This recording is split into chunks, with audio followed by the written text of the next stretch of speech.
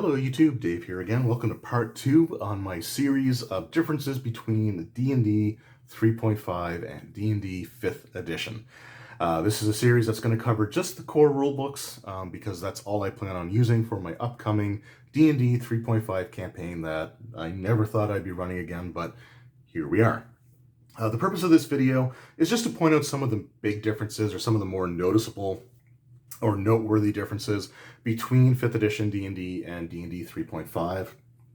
There's a ton of minor differences that, I could certainly go into detail on, but honestly, I'm not really interested in talking about all the nitpicky stuff, and if I'm not interested in it, I don't really think anyone else would be interested in it, and this channel is an outlet for me to talk about things that I'm interested in. So in part 1, I took a look at the attributes, so things like how they apply to spellcasting, like having to have a minimum spellcasting attribute to cast different levels of spells. I also looked at some of the differences with races, classes, skills, feats, and a little bit of stuff on equipment, particularly armor classes and weapons in terms of things like critical hits. Today I want to talk a little bit about the combat system as well as multi-classing, which I'm almost loath to talk about because I hate multi-classing in D&D 3.5 and 5th edition, but I'm just going to have to ignore that for now because I do want to talk about the big differences as well as the magic system. So let's just get right into it, shall we? So going into the combat section. Now the basic mechanics of combat really aren't that different from D&D 3.5 and D&D 5th edition. So you still have your D20 system, you still have your attack bonuses. The numbers that you get for your attack bonuses are different, as we talked about, like base attack bonus and stuff like that in the video section on classes. But you still roll a D20, you're still adding a modifier, subtracting penalties, and trying to equal or exceed a target number. So, the gist of how combat works is pretty much the same thing. So, if you're familiar with 5th edition combat, then you have a pretty solid foundation to use for combat in D&D 3.5. Sorry about that. This is actually my third take of this video. The second take was like an hour long, so my voice is starting to go out on me a little bit. I do have a cup of tea that I made that's going to hopefully help me get through this, but like I said, we'll just dive into, like I said, the major differences when it comes to the combat system. So one of the big things when it comes to combat is the actions that you can take in a round. So in D&D 5th edition, you can move on your turn. You can also take an action, and you have different things that qualify as actions. So, you can make your attacks, and if you have a class that grants you more than one attack per round, then you can make all those attacks using the attack action. So you can move up to your speed, and if you have 2 or more attacks per round, you get to make all of those attacks in D&D 5th edition. You also get a bonus action, which could be making an offhand attack with a secondary weapon, or you have certain class features that are bonus actions, and you also have a reaction. Reactions are typically reserved for attacks of opportunity, but there are other things that you can do in 5th edition that uses your reaction. In D&D 3rd edition, you actually have different, like I said, the action system is a little bit different. So on your turn, you can take a move action as well as what's referred to as a standard action. You also have full round actions, free actions, no actions, and they're like things that are sort of various types of actions depending on feats, class features, monster abilities, things like that. So in 3.5, if you move up to your speed in a turn, you can take a standard action, but a standard action is only a single attack, be it melee, range, or a thrown weapon, or casting a spell, using a scroll, drinking a potion, dismissing a spell if you need to do that, going on taking the total defense action, attacking someone's weapon specifically, trying to stabilize someone. So there's a whole list of things that you can do as a standard action, but if it's a standard action and a standard action only, and you're using it to attack, you can only make 1 attack per round. The exception to the movement rule, and D&D is a game of exceptions, and 3rd edition was certainly no stranger to that concept. Each round as a no action, it says here, no action, you can make a single 5-foot step, and that doesn't count towards movement, meaning that you could actually do that 5-foot step and then take a full round action. So a full round action could be charging, and charging in 3.5 is moving up to twice your speed, and then making a single attack. And I think you get a +1. I think you get a +1 or +2 bonus to the attack roll, but you also suffer a +1 or +2 net penalty to your armor class. So you can do that. You can cast a spell that has a full round casting time, or you can take a full attack action. So in 5th edition, if you have multiple attacks from your class, when you make your attack action, you get all of those attacks regardless of whether you moved or not. In 5th edition, if you have multiple attacks, the only way to make those multiple attacks is to do nothing more than take a 5-foot step that round. So if you move to get in position, you can only make a single attack roll, or if you don't have to move, then you can make all of your attacks. So you sort of have to pick and choose what is the best situation for you to get your multiple attacks or not, what makes sort of the most sense. Another big thing with D&D 3.5 versus D&D 5th edition in combat is attacks of opportunity. Attacks of opportunity in 5th edition is super streamlined, and only one thing provokes it, other than maybe a class feature or feat or something like that. The only thing in 5th edition that provokes an attack of opportunity is if you move and leave someone's threatened area. So a threatened area is basically any square adjacent to you on a grid, or a number of feet adjacent to you, based on your reach. So most melee weapons, for example, most like medium-sized creatures, they will have a reach of 5 feet. So anything within 5 feet is considered to be in their threatened range. If you have a reach of 10 feet, anything within 10 feet is considered to be threatened. So in 5th edition, if you leave someone's threatened area without, and you do it without using the disengage action, so let's just say, you're in melee range with someone, you want to back up and then shoot them with a bow, for example, then at that point you provoke an attack of opportunity. But that's really the only thing in 5th edition that provokes attacks of opportunity. And I will state, for the record, that I love that, because attacks of opportunity in 3.5 was a gosh dang nightmare sometimes. So we have our actions in combat chart here. There's also a header for attacks of opportunity. Does this action grant an attack of opportunity? So it's usually yes or no, which it should be, because it's a chart, and chart should be yes or no if that's the kind of way that it's set up. But you have things that are maybe, usually, or varies. Now, I will say 3.5 is better than 3.0 was for having things that say maybe or usually, because 3.0, like, I want to say almost half the things had a maybe on the chart, which rendered the chart, freaking useless. But there's just a ton of things that can provoke an attack of opportunity in D&D 3.5. So moving is certainly one of those things. Now, again, you get a 5-foot step that you can take each round that does not provoke an attack of opportunity. But if you move after that, then you do risk one. Even if you're moving within someone's threatened area in 3.5, you still provoke an attack of opportunity. So if you circle an enemy, for example, they're going to get a swing against you. In 5th edition, as long as you stay within someone's threatened range, you don't actually provoke an attack of opportunity. So you can run circles around them. As long as you don't get outside of, as long as you don't leave that area, then they can, they don't get an attack of opportunity. But in 3.5, they can. Like I said, it's a nightmare, it's a hassle, and it's the thing I'm looking least forward to when it comes to running this game again. But other things that can provoke an attack of opportunity are drinking a potion, reading a scroll, a lot of cases activating a magic item can do that. Casting a spell, making a ranged attack, and this is all while you're within someone's threatened range.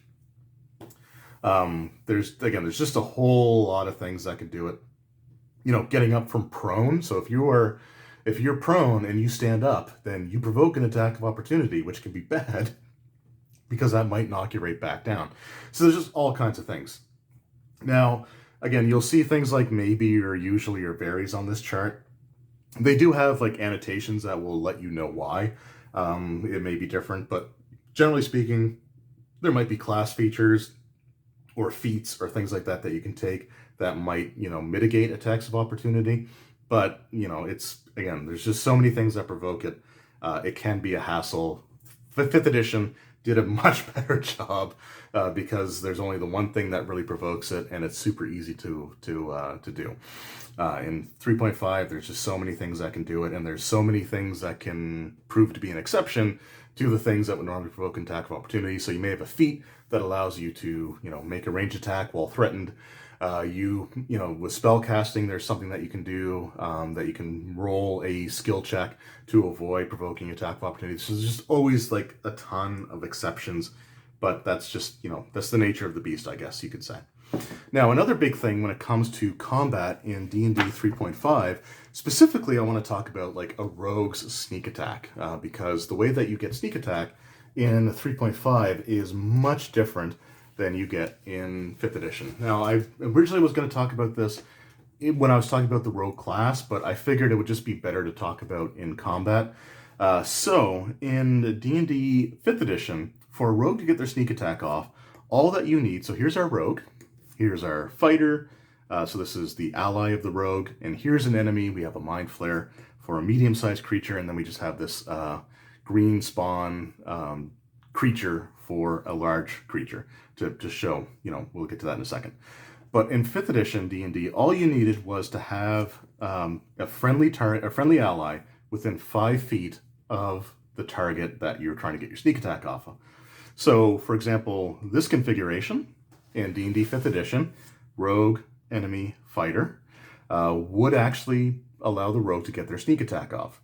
Now, rogue sneak attack in 5th edition only applies to 1 attack per round. In 3.5, it does apply to multiple attacks, but again, it's harder to get. So this would work in D&D 5th edition. You can make a ranged attack and get sneak attack in 5th edition using, again, if someone's within 5 feet, they're considered to be, you're considered to be able to get that sneak attack because that's the wording of it. So you can actually, fire a ranged attack like this and still get your sneak attack off. In D&D 3.5, however, it is much more difficult to actually get sneak attack.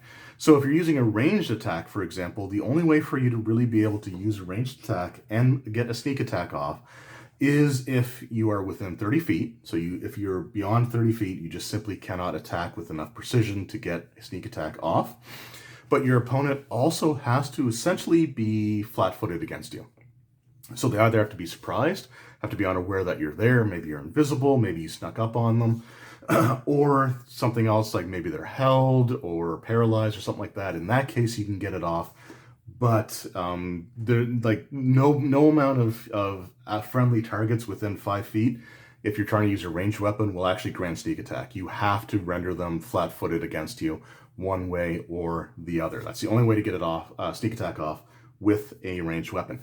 With a melee weapon, going back to our earlier example that would work in 5th edition, this does not work. You actually have to be flanking an enemy. So to be flanking, you have to be directly opposed to one another with the enemy in between you. So, for example, this would allow for a sneak attack. We have our rogue, we have our monster, we have our fighter here. So this would actually function for a sneak attack. However, if we were here, it would not.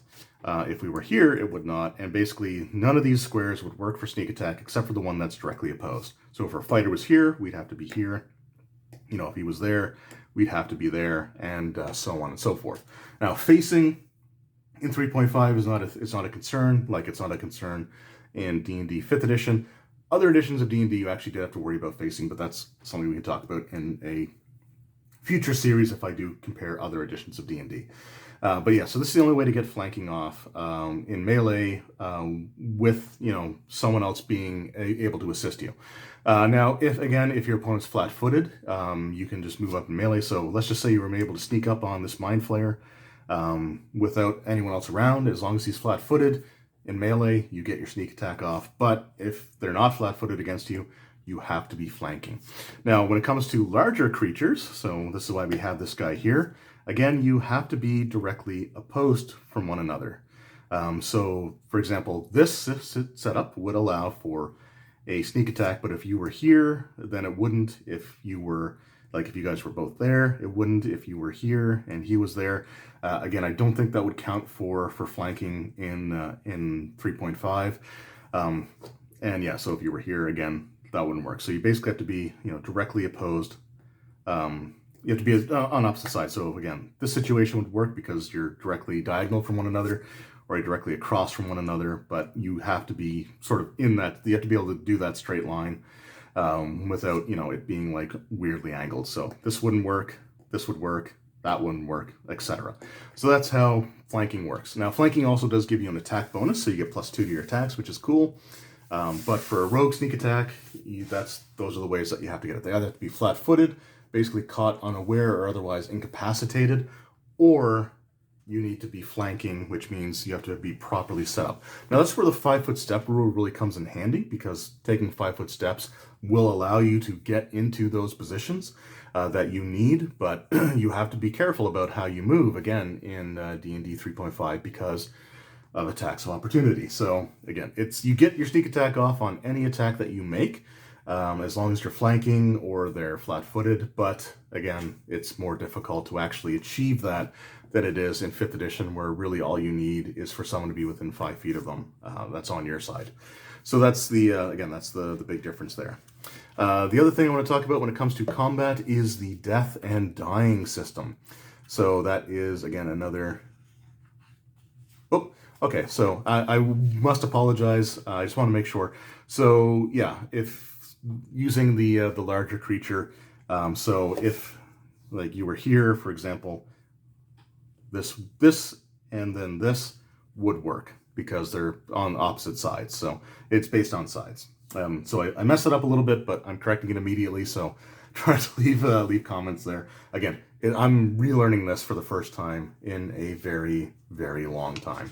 But that's essentially the gist of it. But the other thing I want to talk about, like I said, was death and dying when it comes to D&D. When it comes to D&D 5th edition versus 3.5. So I'll find the section here eventually, but in D&D 5th edition, if you were knocked down into like 0 hit points, or you take damage that brings you to 0, or would technically bring you lower than 0, you were considered to be unconscious, and you have to make death saving throws. So that's the 5th edition way. Each round you roll a d20. If you get a 10 or higher, then you get a success. If you get a 9 or lower, you get a failure. 3 successes will stabilize your character. You'll be unconscious, but you'll be stable. 3 failures in 5th edition means that your character has died. If you roll a natural 1 on the die, it's considered to be 2 failures, which can be scary. And if you roll a natural 20, you stabilize and you also regain 1 hit point, meaning that you regain consciousness and you can get up and act normally. In 3.5, it's a little bit different. So in 5th edition, there are no negative hit points. You never go below 0. So if you're knocked unconscious, any amount of healing will get you into positive hit points and you're back up and conscious. You can be instantly killed in 5th edition, but you have to take enough damage after being reduced to 0 that it would equal your maximum hit point total. So if you had 30 hit points, as a maximum, and you took damage that brought you to 0, and then the excess damage that didn't affect your hit points because you can't go below 0 was 30 or more, then you would technically be instantly dead. Although again, that very rarely happens, especially at higher levels. It's almost impossible for something like that to occur. In D&D 3.5, however, you can go below 0 hit points. You at 0 hit points specifically, so if you have 5 hit points left and you take 5 points of damage, you are at exactly 0. So in 5th edition, if you were at exactly 0, or, well, you're at 0, you are knocked unconscious. In 3.5, if you were knocked precisely to 0 hit points, you are considered to be disabled, meaning that you are still conscious, you're still able to take actions, but you have to be careful of what actions you take. You can make just a single move action up to your speed, and there's no other consequences for doing that. So if you do that, you're fine. Or you could take a standard action. So you can take a move action or a standard action, but you can't do both when you're disabled. If you move, again, you're fine. You don't have to worry about any repercussions. However, if you take a standard action, like let's just say you decide to go down swinging. You're at exactly 0 hit points. Your cleric's, not able to get to you. You don't have any healing potions. And, the enemy's right there. You decide, you know what? I'm going out with the Blades of Glory. You can make a single attack, again, standard action. And you make your attack roll against the enemy. You could also use it to cast a spell or use a spell scroll, any of that stuff. But once you take that standard action, you actually take a point of damage immediately, and you are dropped from 0 to -1 hit points. Now, at -1 through -9 hit points, you are considered to be dying. So if you are within that threshold, on each of your turns, you would roll a stabilization check. It's kind of the ancestor to death saving throws in D&D 5th edition. You roll a percentile dice, or D100, and you have a 10% chance of stabilizing. So if you get 10%, 10% or less on your percentage die roll, then you're actually stabilized. A stable character is still unconscious, but they are no longer at risk of bleeding out or dying or anything like that. If you fail your stabilization roll, so you don't get that 10%, you get you roll 11% or higher, you actually, at the end of your turn, you bleed one more point of damage. So that brings you one step closer to death. And death is -10 hit points or less. Now, keep in mind, if you take damage beyond, that drops you below 0 into negative hit points, you take that damage. So if you had 5 hit points, like the earlier example, and let's just say you take 10 points of damage, you start at -5, and you make your stabilization checks, and then, if you fail it, you bleed out. Now, characters can stabilize you using the heal skill, or if you get any sort of magical healing, it will automatically stabilize you, but you bleed out each round. So you don't make death saving throws the same way we do in 5th edition, but if you fail your stabilization check, you come one step closer to that -10 hit points. Now, that said, if you take enough damage that would drop you to -10 hit points or lower, lower being -11, -12, -15, stuff like that. If you take enough damage to take you to -10, you're dead. That's it. So if you had 5 hit points left and you took 15 or you took 20, then your character's just dead, and that's it. You have to make a new character up. So, when you get to low hit points in 3.5, it is a lot scarier than it would be in 5th edition, because you're not, you don't get those saving throws. If you get knocked to -10 or lower, or more than -10, then your character's just dead. So that's kind of scary. So those are the big things with combat. Attacks of opportunity, which could really be its own video. I don't know if I want to do that, though, because I do hate attacks of opportunity in 3.5. The action economy, as well as flanking stuff, and death and dying. That's the main stuff that I wanted to focus on. Like I said, the core system in terms of how you roll for attacks, stuff like that, is the same, basically the same between D&D 5th edition and D&D 3.5. So let's just go back in the book a little bit here, because the next thing I want to talk about is multiclassing. And this is another subject that I really don't like talking about, because I honestly don't like multiclassing the way that it's done in both 3rd edition / 3.5 and in D&D 5th edition. So basically, multiclassing, we'll use the D&D 5th edition system first, just to, again, compare the differences. In D&D 5th edition, you can start off with whatever class you want, and let's just say the next time you gain a level, you decide that, maybe I'm a fighter, and let's just say I want to take a level of rogue. Well, you can do that in 5th edition. In 5th edition, you do have to have a 13 in that class's primary attribute. So if you were a fighter and you wanted to take a level of rogue, you would have to have a 13 dexterity, because that's their class's core ability score. But that's the only real restriction. So, if you go up to a 5th level fighter and you decide, you know what, I want to take a level of rogue, then you can just do that, and that's it. As long as you've got that 13, you're good to go. So multiclassing gives you, so if you add a new class, essentially what you get with it are the hit points of the new class, as well as the new abilities of the new class. And in 5th edition, I don't think you gain the proficiencies. So if you didn't have them before, I don't think you gain them just from multiclassing. Could be wrong on that, but I'm pretty sure that's the way that works. But you would get their hit points, and then you would get their first level abilities for that class, and then you just sort of move on as you continue to gain levels. In the 3.5, however, it's a little bit different. So in 3.5, you don't actually have that prerequisite of needing to have a 13 or more in that class's primary ability score. You can just simply add a new class. However, you have to be careful with what levels you're taking these, for these classes, because if you multi-class, let's just say, using our earlier example, let's just say that you are a third level fighter and you decide that you want to take a level of rogue. Well, you have to be careful because that would put you in a situation where your levels are considered to be uneven. So you have to keep your levels either equal to each other or within one of each other. It's sort of a holdover from Advanced Dungeons and Dragons multi-classing, where you would just choose your multi-classing at character creation, and once you chose it, you were locked in, and then you would just divide the experience points into each class, and then they would sort of level, at different rates, because you gain levels at different rates in that version of the game. But in this one, in 3.5, you have to keep your levels either equal or within one of each other. So a third level fighter taking a first level of rogue, they would be considered uneven because there's 2 levels between their rogue level and their fighter level. If that happens, then you take a negative 20% penalty to your experience points until you get those levels within one of each other. Equal to or within one of each other, but you level once, you gain 1 level at a time.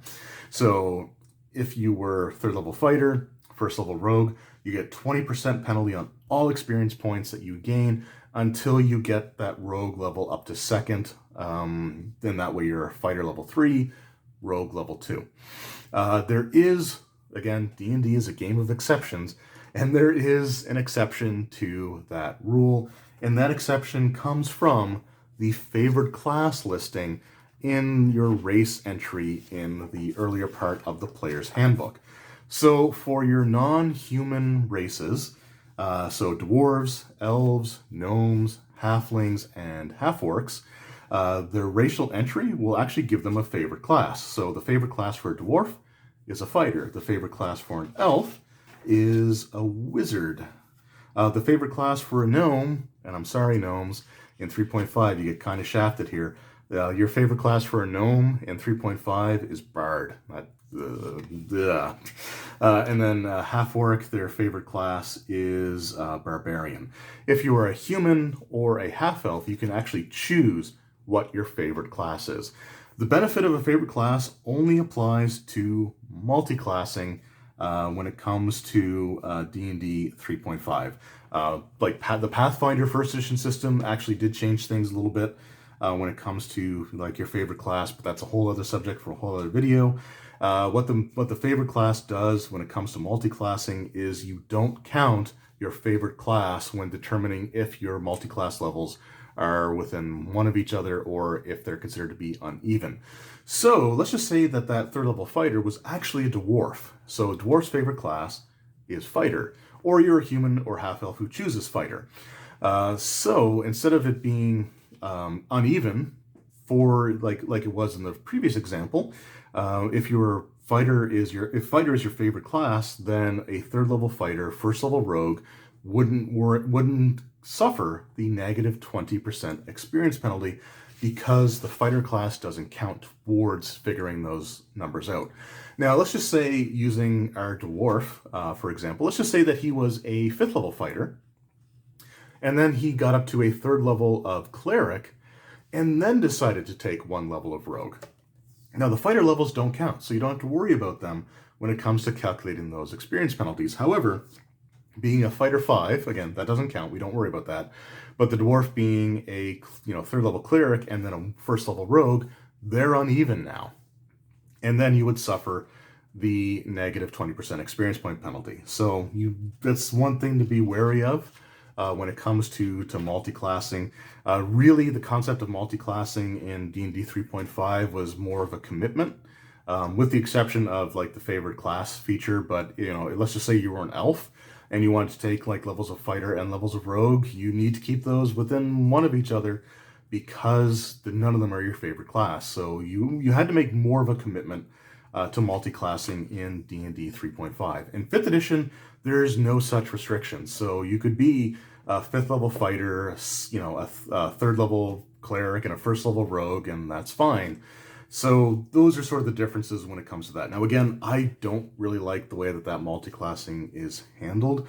Although I will say that, the multi-classing entry in the 3.5 Player's Handbook does mention that the DM may require you to actually undergo formal training in order to actually qualify for multi-classing. So you may actually have to have someone train you. You may have to declare before you gain the level. So when you gain, let's just say you become a second level fighter, the DM may require you to say that for your third level, when you reach third level, you're either going to take the class that you're in or you're going to multi-class, and then you have to sort of work towards that as you go. So you have to declare it ahead of time, or you may have to find training, or, the DM may not require any of that stuff, and just, make sure you don't get your levels too far to whack with each other. So that's how multi-classing works between 3.5 and 5th edition. So the last thing that I actually want to focus on in this video for the Player's Handbook, and that will complete my look at the Player's Handbook, at least for now, is the way that magic works in 3.5 versus D&D 5th edition. So we've already talked about bonus spells, how 3.5, if your stats are high enough, you can actually get extra spell slots, which is something that 5th edition does not do. But there's another big difference in the way that you prepare spells in 5th edition versus D&D 3.5, and how your spells improve in 5th edition versus D&D 3.5. So the first thing is preparing spells. So in D&D 5th edition, classes that have to prepare their spells, so wizards, clerics, druids, etc., they have a set number of spells they can prepare per day. It's usually equal to their level plus their spell casting ability modifier. So for a wizard, it might be their level plus their intelligence modifier, for example. So you prepare that many number of spells. You only have to prepare each individual spell once, and then you can use it with your spell slots however you want. So for example, a wizard, if they had, let's just say they could prepare 4 spells. They have first level spell slots, they can prepare 4 spells. They can prepare Mage Armor, Magic Missile, I think Burning Hands might not be a first level spell. So Magic Missile, Mage Armor, Shield, and what's another good for sleep?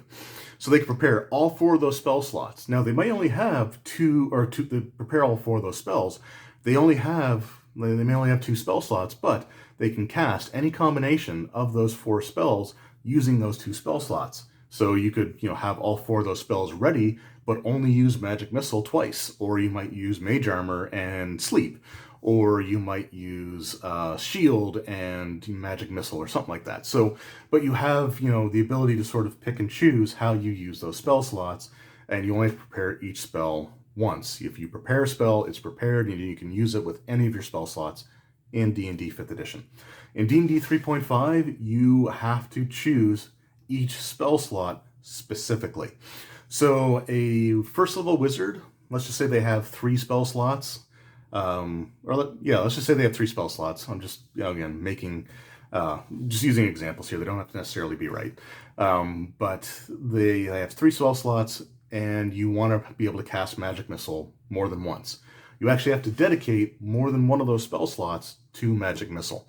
So with the 3 spell slots, let's just say you choose Mage Armor, Magic Missile, right? So those are your spells.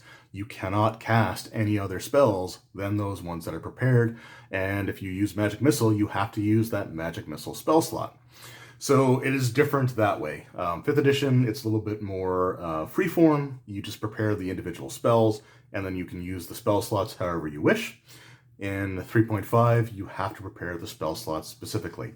The only exception, again, D&D is a game of exceptions, is the cleric's spontaneous casting ability in 3.5, which allows them to swap out one of their prepared spells, as long as it's not their domain spell, with a spell that has Cure Light Wounds, Cure Moderate Wounds of the appropriate level. So that's how you prepare spells.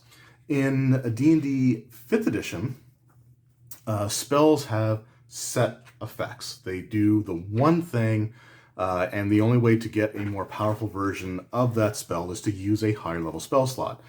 So with Fireball, I believe, it's been a while since I've actually looked at the Fireball spell in 5th edition, but I believe it's a 3rd level spell, and it does, I think it's 8d6 in 5th edition. It's something ridiculous, but it's 8d6. That's the baseline version of the spell. The only way to improve upon it is to actually dedicate a higher level spell slot to it. So in 5th edition, if you want your fireball to do more than the set amount for the 3rd level spell slot, you have to use like a 4th level spell slot. I think it goes from, I think it's, you get 1d, is it 1d6 or 2d6 for every level that you use above it. It's, again, it's, the damage is kind of ridiculous in 5th edition, but you have, that amount. The only way to improve it is to use a higher level spell slot. In D&D 3.5, spells will actually scale with the character level. So you never have to cast Fireball with the spell slot of anything higher than 3rd level. And in using the Fireball example specifically, in 3.5, Fireball does amount of damage equal to 1d6 per level of the spellcaster, up to a maximum of 10d6. So they do have spell caps in terms of the damage that they can do in D&D 3.5, but they automatically scale. So if you were a 5th level wizard who just got a 3rd level spell slot, then your Fireball does 5d6. If you are a 10th level wizard casting Fireball with that 3rd level spell slot, it is now doing 10d6 versus having to use a higher level spell slot in 5th edition to get the same amount of dice damage. So that's, again, so the spells will automatically scale, and the same goes for duration. In D&D 5th edition, you have spell durations that are instantaneous, so like Fireball, for example, is just, you cast it and it's done. You can also have spells that have a fixed duration, so they may last for, a certain number of hours. I want to say like Mage Armor might last for 8 hours or something like that. And then you have spells with a duration of concentration, and then usually up to a maximum amount of time. So like, concentration up to 1 minute. In 5th edition, you can only concentrate on one spell at a time. You can cast a spell with concentration, and then if you're concentrating on that spell, you can cast other spells that have like instantaneous duration or a fixed duration. But if you cast a second spell with a concentration duration, then you have to drop the previous one. So you can only concentrate on one spell at a time. And it's always the newest one that you cast always gets the priority. In 3.5, however, you can actually, your spells will actually have durations that, again, will typically scale with your caster level. So that's like another really big difference when it comes to spells. So there is no concentration duration. You do have to make concentration checks. For example, if you were casting a spell and you get hit by an attack of opportunity, or you're taking ongoing damage and you're trying to cast a spell, you make a concentration roll to avoid losing your spell casting for the round. But you'd never have to concentrate on a spell's duration. So you can actually have multiple spells in effect at the same time, and their durations will just be tracked separately for each spell. So you don't have to choose between certain like spells that can boost up the party's abilities. You can just cast each one after the other, and then they have their own separate durations. So that's another thing that I like, and most of the durations are either instantaneous, or they'll be like a round per level, a minute per level, 10 minutes per level, or an hour per level. So again, the more powerful, like the higher level your spellcaster is, the more potent your spells become. The other thing with spellcasting in D&D 5th edition versus 3.5 are spell DCs. So in 5th edition, you just have a singular spell DC that applies no matter what level spell you cast. It's 8 plus your proficiency bonus plus your spellcasting modifier. So for example, a wizard with a +2 proficiency bonus and a +3 intelligence bonus would have a spell DC of 13, and that would apply to any level spell that they cast. Until like the proficiency bonus increases, and that's, or your attribute increases. In D&D 3.5, the spell DCs to overcome to make saving throws against spells is equal to 10 plus the spell level plus your spellcasting attribute. So higher level spells are harder to resist than lower level spells versus 5th edition where the DCs are the same regardless. So that's basically the changes to Magic there. So that's, again, the major ones. Of course, there's always going to be a ton of minor things like, you know, different spells having different damage effects or different durations. I don't want to get into all that, but that is basically the major, you know, you have to know this difference in how spellcasting works between D&D 5th edition and D&D 3.5. So that concludes my look at the Player's Handbook. Hopefully, I covered at least the most important things. If you do have any questions about the differences between aspects of the 5th edition and 3.5 Player's Handbooks, let me know in the comments section below. I might do a Q&A video if I get enough of them, or I might just try to address them in a future video, or I'll try to get to them in the comments as well. But if you have any questions about that, let me know. Anyway, thank you guys very much for watching. I hope you enjoyed. I hope it wasn't too, like, boggling with everything being exceptions in 3.5, because there's a lot of exceptions to rules in 3.5. But hopefully it sort of helped you at least a little bit understand some of the differences. So be sure to come back for part 3 of the series, where I take a look at some of the differences in the Dungeon Master guides between 5th edition and D&D 3.5. So thanks again for watching. Hope you enjoyed, and I'll see you all next time. Take care.